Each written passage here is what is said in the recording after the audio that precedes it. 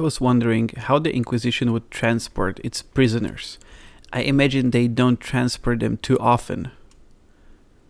They just deal with the heretics on the spot, but still it was an interesting idea to elaborate.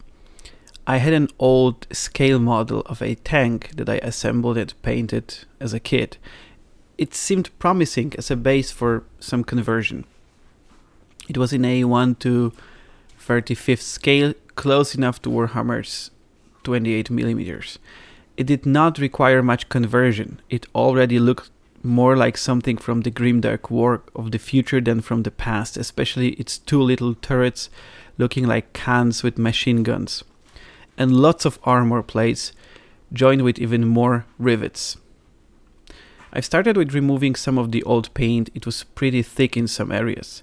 Then I had to fix the model. It was not glued too well, some pieces were misaligned. I also wanted to use a spare mini from my Tempestus Science unit as a driver/commander.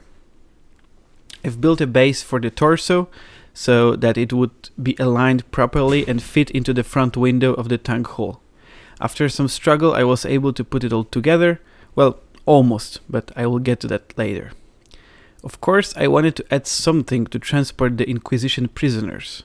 I thought about using some kind of tube-shaped, transparent container, but I didn't have any parts at hand to build it. So I moved to other concept based on some force field holding the prisoner. First, I needed a prisoner.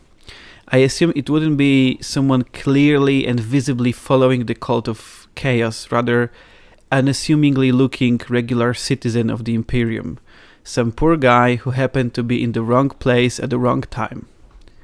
Now being taken into custody by the Inquisition for long interrogations. I don't know if G-Dubs ever released any miniatures of Imperium civilians, but for sure I didn't have any. So I dived again into the boxes with scale models from my childhood, and I found some tank crew in the 1/48 scale. In case of minis, the scale seems closer to the size of a regular human in the 40k universe, especially considering the fact that I wanted him to represent someone not transformed by some horrible procedures like Space Marine. Among my piles of sprues, I find some interesting circular shapes. I've cut them out and glued to a simple rod to create a kind of cage. In my head, these circles would emit a force field holding the prisoner inside. After some filing and gluing, the prisoner compartment was ready. I wanted the color scheme of the tank to follow similar rules as for the Inquisition Stormtrooper squad I've painted earlier. So I primed the model black and began painting. I've applied brown base coat for the turrets as they weren't meant to stay black. Then I dry brushed silver on all the wheels, the exhaust pipe and the ventilation grill, followed with reddish brown wash for the rust effect. I came back to the turrets. I wanted them to be in the colors of Inquisition and correspond to the stripes on the troops' helmets, so I did one white and the other red. I applied paint with a bit of sponge, tapping it all over the surface, making several passes. I've added some highlights and painted two huge letters I for the Inquisition. For the force field emitter, I went with plain copper. Then I moved to the prisoner. I chose reddish-brown colors for his clothes. I added 3 blue-white stripes going around his body to represent the force field, keeping him in place.